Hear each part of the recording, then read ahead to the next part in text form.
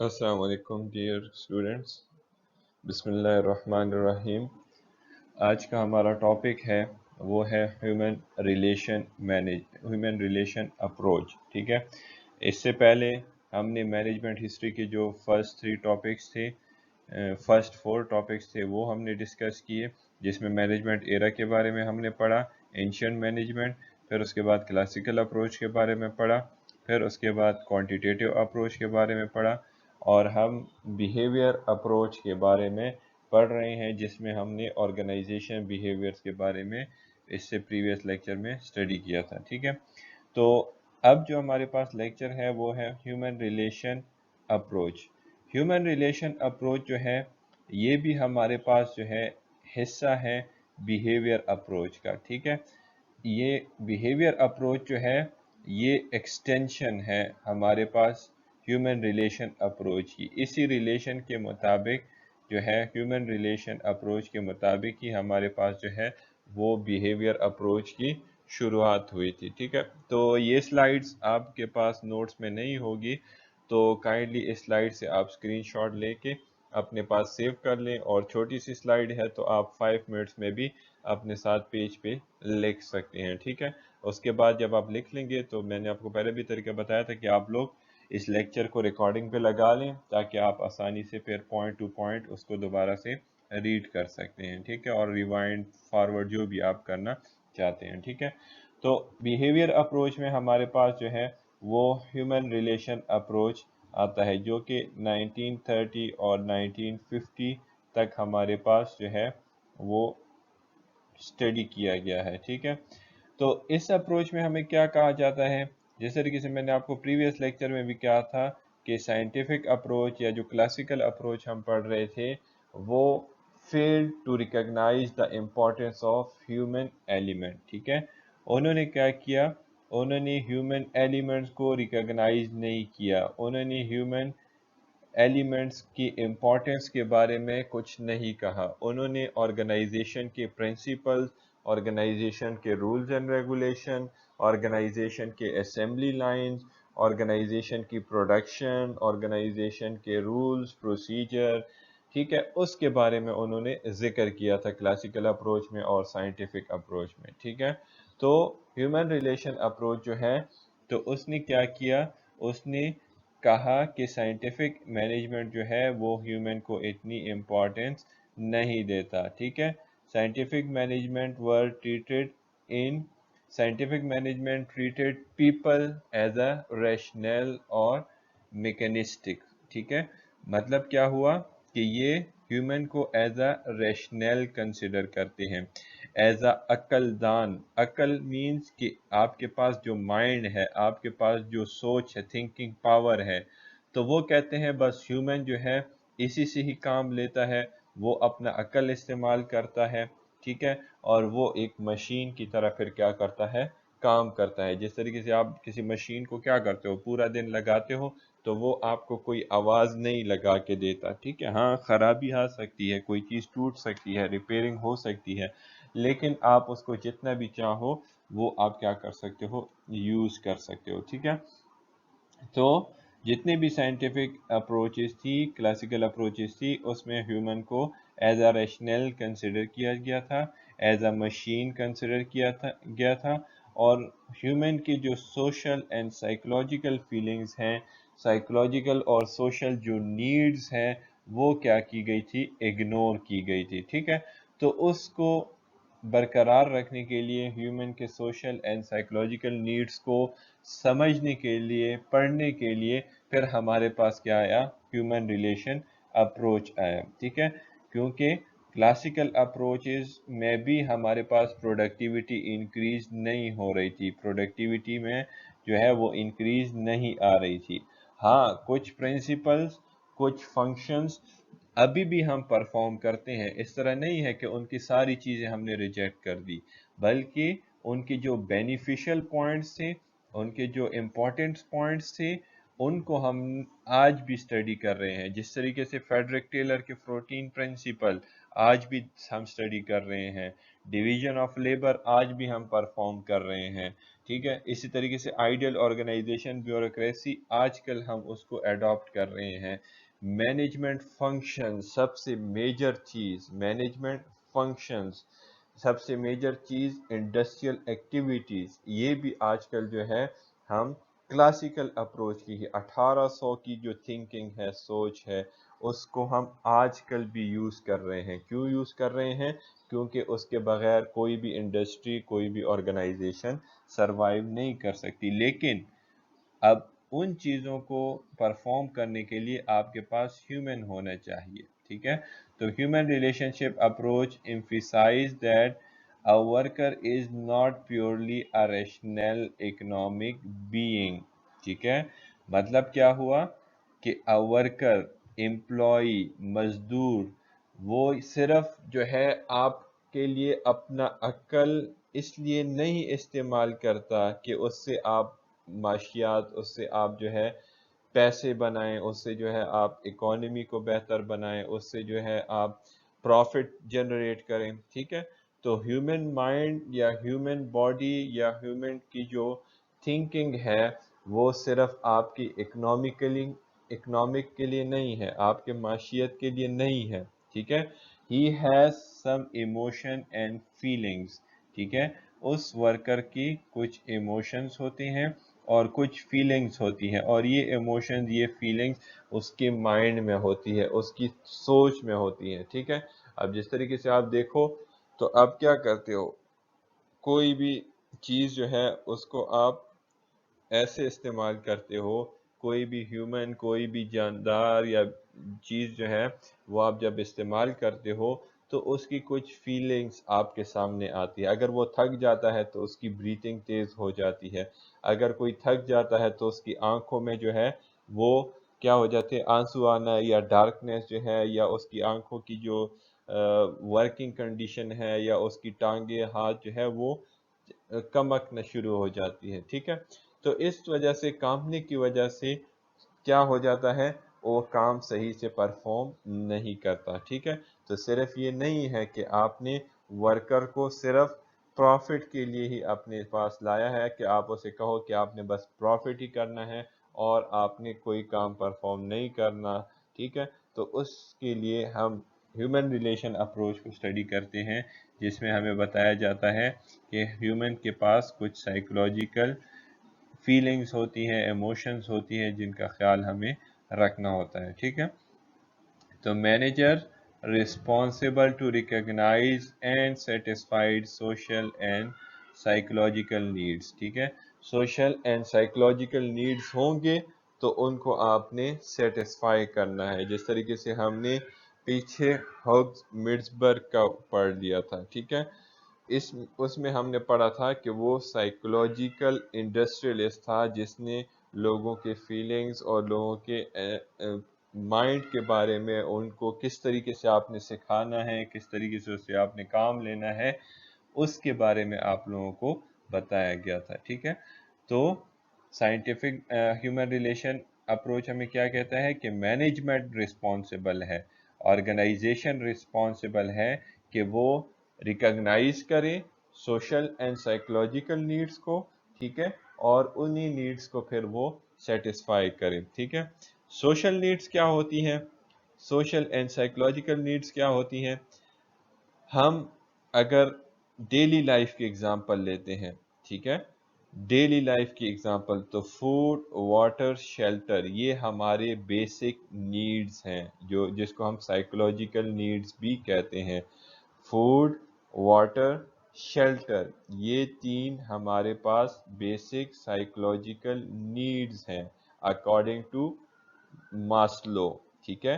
According to Maslow ہمارے پاس food, water, shelter, یہ ہمارے پاس سائیکولوجیکل بیسک نیڈز ہیں. اگر یہ نیڈز آپ کی پوری نہیں ہوں گی تو کوئی بھی ہیومن جو ہے وہ سروائیو نہیں کر سکتا. وہ ہمیشہ یہی کوشش کرتا ہے کہ وہ اپنے پہلے بیسک نیڈز کو پورا کرے. تو یہ ماسلو آپ لوگ اپنے اس کے لیے سرچ کر سکتے ہیں، ماسلو نیڈز آف ہیرارکی. ٹھیک ہے.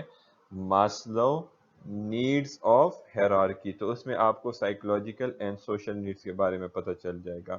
لیکن اب اس سوشل اینڈ سائیکولوجیکل نیڈز کو ہم نے کیا کرنا ہے، لنک کرنا ہے بزنس اور آرگنائزیشن کے ساتھ. ٹھیک ہے، اسی سائیکولوجیکل اینڈ سوشل نیڈز کو ہم نے لنک کرنا ہے بزنس میں کے ساتھ کہ مینجمنٹ کیسے psychological and social needs worker کی پوری کرے گا. فار ایگزامپل، آپ جب کہیں پہ جاب کرتے ہیں، ٹھیک ہے، تو آپ کو کہا جاتا ہے کہ آپ نے بس اپنا چیئر ٹیبل یا کچھ بھی نہیں، چیئر ٹیبل بھی نہیں، جاؤ باہر جا کے گراؤنڈ میں بیٹھو اور یہ کام کرو. تو آپ کر پاؤ گے؟ نہیں کر پاؤ گے. کیوں نہیں کر پاؤ گے؟ کیونکہ آپ چاہتے ہو کہ آپ کا ایک پلیس، ورکنگ پلیس ہونی چاہیے، ورکنگ جگہ ہونی چاہیے. ٹھیک ہے، تو ہم جو شیلٹر کی بات کر رہے ہیں تو یہاں پہ ورکنگ سپیس آ جائے گا، ورکنگ پلیس آ جائے گی کہ آپ کے لیے آرگنائزیشن میں کوئی جگہ ہو کام کرنے کی. تو یہ بیسک نیڈ ہے.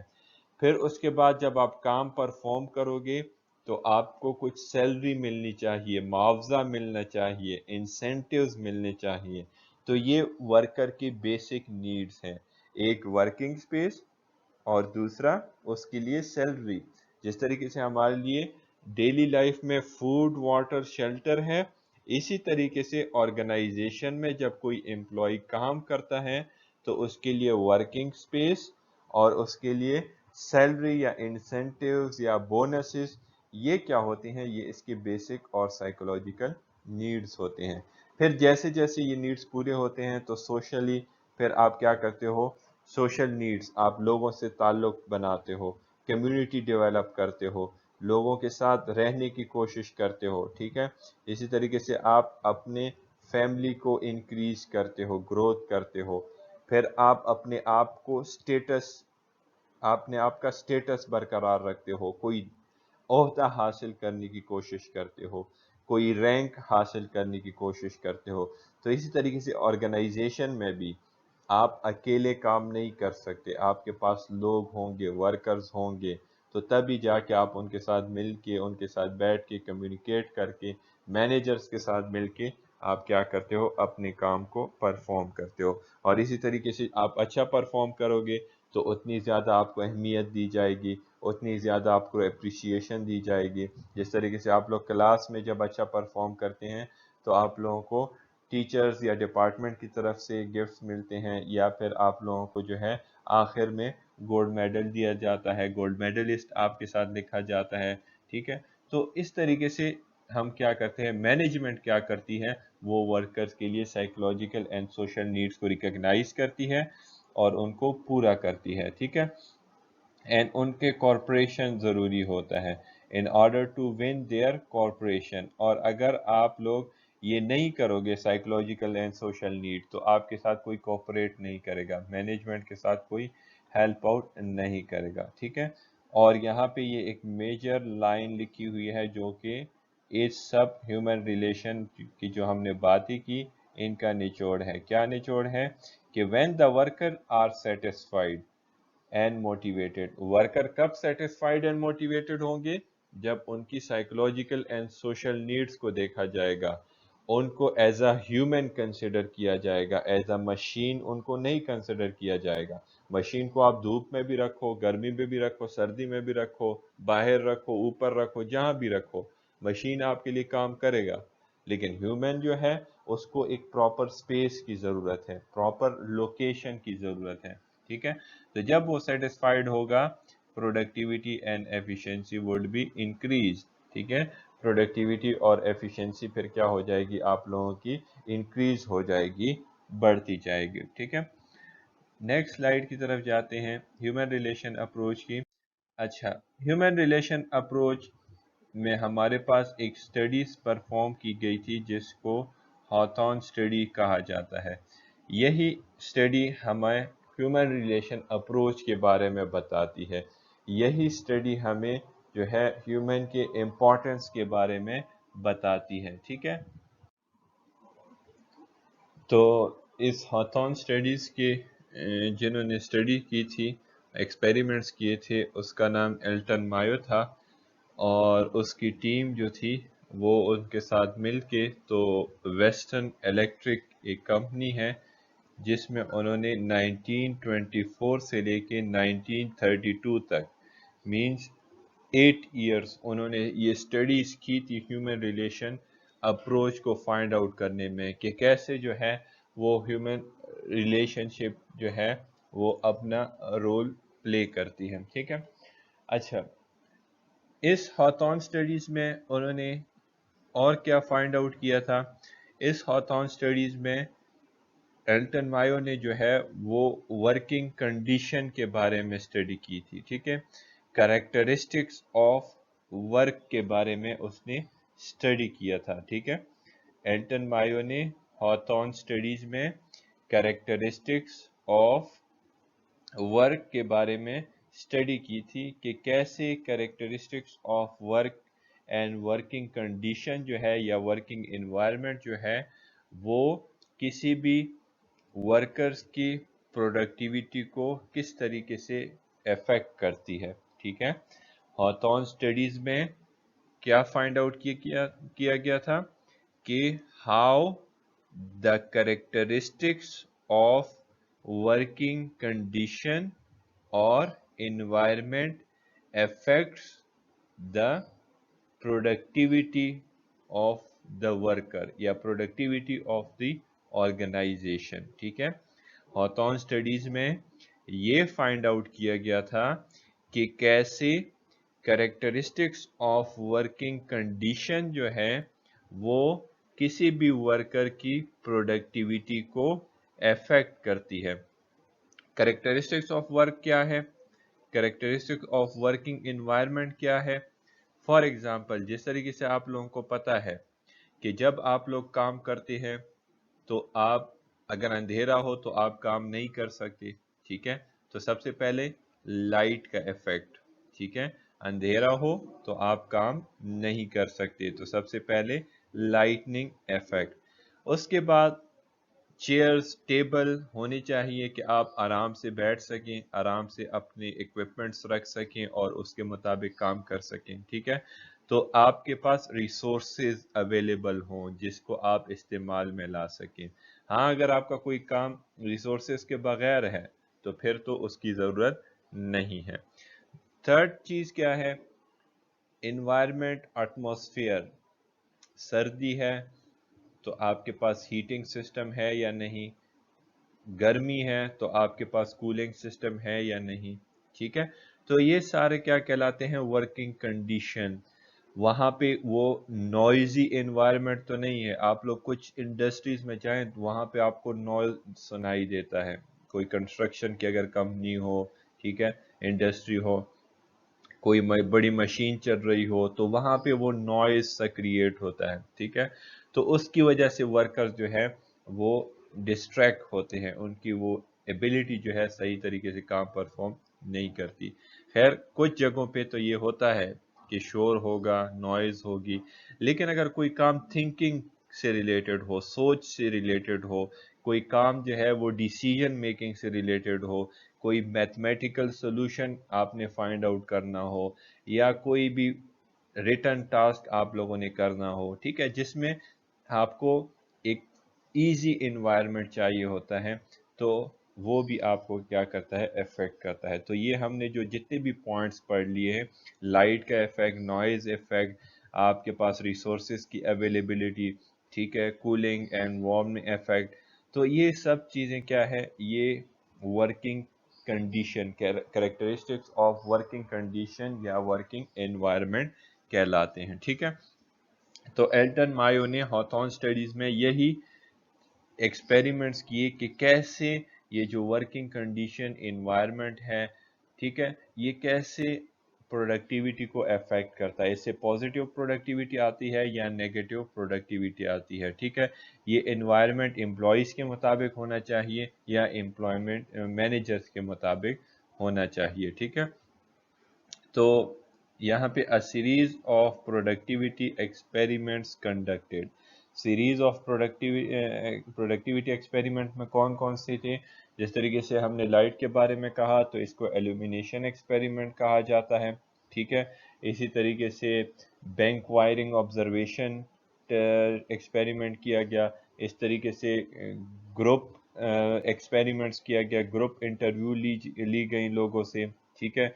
इसी तरीके से जो है वो इंसेंटिव्स के बारे में उन्होंने एक्सपेरिमेंट्स की कि कुछ लोगों को ग्रुप इंसेंटिव्स दी जाए, कुछ लोगों को इंडिविजुअल इंसेंटिव्स दी जाए, ठीक है। तो उसके बारे में भी उन्होंने क्या किया, स्टडी किया। तो डिफरेंट एक्सपेरिमेंट्स उन्होंने क्या की, कंडक्ट की। वेस्टर्न इलेक्ट्रिक एक इंडस्ट्री है वहां में 1924 से लेके 1932 तक, और फिर उनके पास ये findings I. These are the findings of experiment, क्या कि productivity unexpectedly increased under imposed adverse working condition, ठीक है। सबसे पहला हमारे पास क्या फाइंडिंग्स आई कि प्रोडक्टिविटी अनएक्सपेक्टेडली इंक्रीज होती है जब आप उस पे फोर्सफुली कोई वर्किंग कंडीशन जो है वो इम्पोज करते हैं किसी भी एम्प्लॉय पे, किसी भी वर्कर पे, ठीक है। अब ये जरूरी नहीं है कि कुछ जगहों पे ये एक्सपेरिमेंट गलत भी हो सकता है, ठीक है। कुछ जगहों पे ये एक्सपेरिमेंट की वजह से प्रोडक्टिविटी इंक्रीज नहीं भी हो सकती, लेकिन 1924 से 1932 तक जब एंटन मायो ने एक्सपेरिमेंट्स किया कि जब आप लोग क्या करते हो, इम्पोज करते हो, उन पे लागू करते हो एडवर्स फोर्सफुल वर्किंग कंडीशन, जब आप उन पे जोर जबरदस्ती का कोई वर्किंग कंडीशन लागू करते हो, जब आप उन पे कंट्रोल रखते हो, तो उसकी वजह से एक कंट्रोल वर्किंग कंडीशन में हम क्या करते हैं, इंक्रीज देखते हैं अपनी प्रोडक्टिविटी में, ठीक है। तो एक कंट्रोल जो आपके पास इन्वायरमेंट होगा, फोर्सफुल कंडीशनल इन्वायरमेंट जो होगा, तो उसमें आप लोग क्या करोगे, टफ इन्वायरमेंट में, सख्त इन्वायरमेंट में आपके पास प्रोडक्टिविटी जो होगी वो इंक्रीज होगी। और इसी तरीके से नेक्स्ट पॉइंट में हमारे पास है कि the effect of incentive plan was less than expected, ठीक है। क्या मतलब हुआ, the effect of incentive plan जो हमारे पास थे वो लेस देन एक्सपेक्टेड, कम से कम हम उनको एक्सपेक्ट करते थे। इंसेंटिव प्लान जो है वो इतना हमारी प्रोडक्टिविटी को इंक्रीज नहीं करता था, चाहे अगर वो ग्रुप में इंसेंटिव्स दें, चाहे वो ग्रुप के बगैर इंसेंटिव्स दें, चाहे वो ब्रेक टाइम को आगे करें, ब्रेक टाइम को पीछे करें, या एम्प्लॉयज़ के उनके मुताबिक ब्रेक टाइम दें, तो उससे हमारी प्रोडक्टिविटी पे कोई इफेक्ट नहीं होता था, ठीक है। तो there is no effect of incentive plan, ठीक है। The effect of incentive plan was less than expected, कि हमने जो एक्सपेक्ट की थी, हमने जो सोचा था कि आप अगर लोगों को ज़्यादा से ज़्यादा बोनस दोगे, ज़्यादा से ज़्यादा उनको काम के मुताबिक सैलरी दोगे, जितना वो काम करेगा उतनी सैलरी उनकी बढ़ेगी, तो उनकी वजह से उन्होंने प्रोडक्टिविटी पे कोई इंक्रीज नहीं लाया, उन्होंने प्रोडक्टिविटी पे उसकी वजह से कोई इंक्रीज नहीं आया, ठीक है। तो अब हम जाते हैं रिसर्च कंक्लूजन की तरफ। रिसर्च कंक्लूजन हमें क्या कहता है कि हमने जो फाइंडिंग्स की हैं तो उसी के मुताबिक हमने कुछ कंक्लूजन, या जिस तरीके से एल्टन मायो ने कुछ कंक्लूजन जो है वो बताए हैं, जिसमें है हमारे पास के social norms, group standards and attitudes are more strongly influence individual output and work behavior than do monetary incentives, ठीक है। तो उसमें कहा गया है कि ऑर्गेनाइजेशन में जो सोशल नॉर्म्स होते हैं, ठीक है, सोशल नॉर्म्स एंड ग्रुप के जो स्टैंडर्ड्स होते हैं कि ग्रुप में किस तरीके से आपने काम करना है, किस तरीके से टीम वर्क आप लोगों ने चलाना है, ठीक है। एंड एटीट्यूड, एटीट्यूड क्या मतलब कि मैनेजर का अपने वर्कर की तरफ एटीट्यूड, और वर्कर का अपने मैनेजर्स की तरफ एटीट्यूड, और ग्रुप में जो पीपल हैं, ये जो ग्रुप में जो वर्कर्स काम परफॉर्म कर रहे हैं, ठीक है, इनका एटीट्यूड जो है वो ज़्यादा स्ट्रांगली इन्फ्लुएंस करता है इंडिविजुअल के आउटपुट को, ठीक है। इंडिविजुअल के आउटपुट मींस कि इंडिविजुअल के प्रोडक्टिविटी को वो ज़्यादा इन्फ्लुएंस करता है। कौन कौन सी चीज़ें? सबसे पहले है सोशल नॉर्म्स, ठीक है। फिर उसके बाद स्टैंडर्ड्स होने चाहिए प्रॉपर, ठीक है। फिर उसके बाद एटीट्यूड होना चाहिए, पॉजिटिव एटीट्यूड होना चाहिए। जितना पॉजिटिव एटीट्यूड होगा उतनी ही ज़्यादा इन्फ्लुएंशियल आपकी जो है इंडिविजुअल होंगे, प्रोडक्टिविटी उनकी उतनी ही ज़्यादा आपकी इंक्रीज होगी, ठीक है। एंड वर्कर बिहेवियर, और वर्कर बिहेवियर क्या होता है कि उनके जो एक्शंस हैं, उनके जो एक्शन जो वो काम परफॉर्म करेंगे वो जो है आसानी से विद ईज और विद कोऑपरेशन जो है अपने काम और एक्टिविटीज़ को परफॉर्म करेंगे, ठीक है। तो यहाँ पे फिर उसके बाद ये कहा गया है कि देन डू मॉनिटरी इंसेंटिव्स, और जब वो आउटपुट देना शुरू कर दें, प्रोडक्टिविटी को इंक्रीज करना शुरू कर दें, तो तब आप उनको जो है मॉनिटरी इंसेंटिव्स दें, जो कि और भी ज़्यादा क्या कर सकता है, मोटिवेट कर सकता है एम्प्लॉयज़ को, ठीक है। मींस वो फिर और भी ज़्यादा गुड विल शो करेंगे। वो कहते हैं ना कि किसी चीज़ में आप जितना चीनी डालेंगे, जितना मिठास डालेंगे, उतना ही वो चीज़ जो है वो स्वीट होगी। सॉरी। जितना आप चीज़ों को जो है, जितना आप चीज़ों में स्वीटनेस डालेंगे, जितना आप चीज़ों में जो है वो मिठास डालेंगे, जितना अच्छे तरीके से आप जो है अपने एम्प्लॉयज़ के साथ इन टच होंगे, उतने ही जो है आपकी परफॉर्मेंस जो है, वर्कर की परफॉर्मेंस जो है वो ज़्यादा होगी, ठीक है।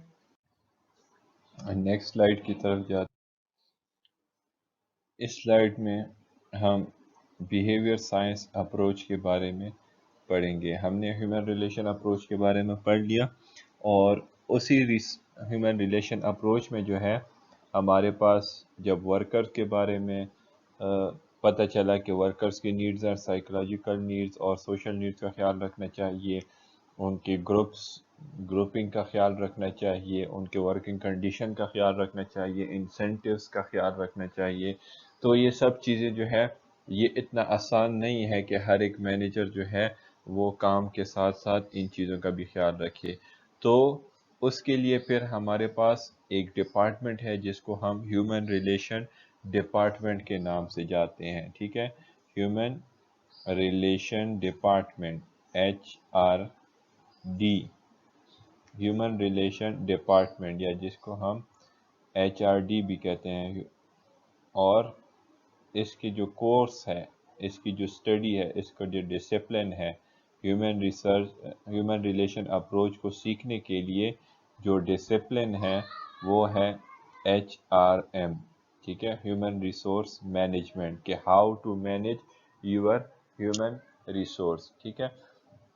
तो अब हम बिहेवियर अप्रोच के बारे में पढ़ते हैं, जो कि हमारे पास 1950 से लेके 1980 तक है, ठीक है। बिहेवियर अप्रोच में हमने इससे पहले भी पढ़ लिया था कि ऑर्गेनाइजेशन बिहेवियर में हम एम्प्लॉयज़ की बिहेवियर को देखते हैं कि कैसे जो है वो अपने एक्शंस परफॉर्म करते हैं, और किसी भी काम को, किसी भी टास्क को जो है वो परफॉर्म करते हैं, और उनका बिहेवियर एक्शन कैसे होता है, ठीक है। तो it is the extension of human relation approach. Behaviour approach क्या है? एक्सटेंशन है ह्यूमन रिलेशन अप्रोच का।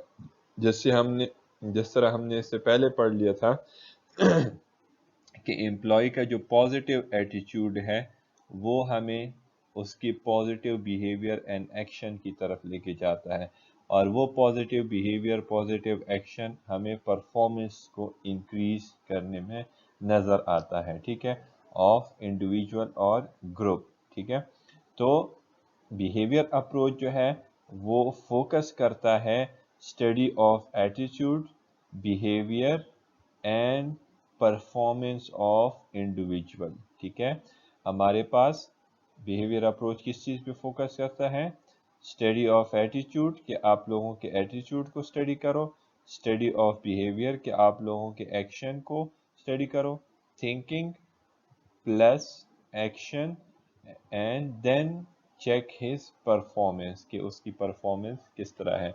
जैसे फॉर एग्जांपल آپ لوگ اگر کسی چیز کے بارے میں اچھا سوچتے ہیں، ٹھیک ہے، اب اگر آپ کسی ٹیچر کو جو ہے وہ پسند کرتے ہیں، ان دا سینس ہز لیکچر آپ کو اچھے لگتے ہیں، اس کے لیکچر آپ کو کیا کہہ سکتے ہیں، اس کو ایزی لگتے ہیں، انڈرسٹینڈیبل لگتے ہیں، تو پھر آپ کا ان کی طرف ایٹیٹیوڈ، آپ کی تھنکنگ جو ہے وہ اچھی ہوگی، ٹھیک ہے، تو آپ ان کی کلاس میں اٹینٹیو رہیں گے، آپ کا بیہیویئر ان کی طرف اچھا ہوگا، آپ ان سے اچھے طریقے سے ملیں گے، اچھے طریقے سے ہر ایک چیز کو ڈسکس کریں گے اور اچھے طریقے سے اس کو سنیں گے، ٹھیک ہے، کوئی ڈسٹربنس نہیں ہوگی، کوئی ٹاکنگ نہیں ہوگی، جو بھی وہ بات کہے گا آپ اس کو آسانی سے انڈرسٹینڈ کریں گے، اور پھر آپ دیکھتے ہیں کہ اس کے ریزلٹ جو ہوگا، اس کا پرفارمنس جو ہے ہوگا وہ آؤٹ اسٹینڈنگ ہوگا، ٹھیک ہے، تو اس طریقے سے ہمارے پاس جو بیہیویئر اپروچ ہے وہ attitude, behaviour and performance of individual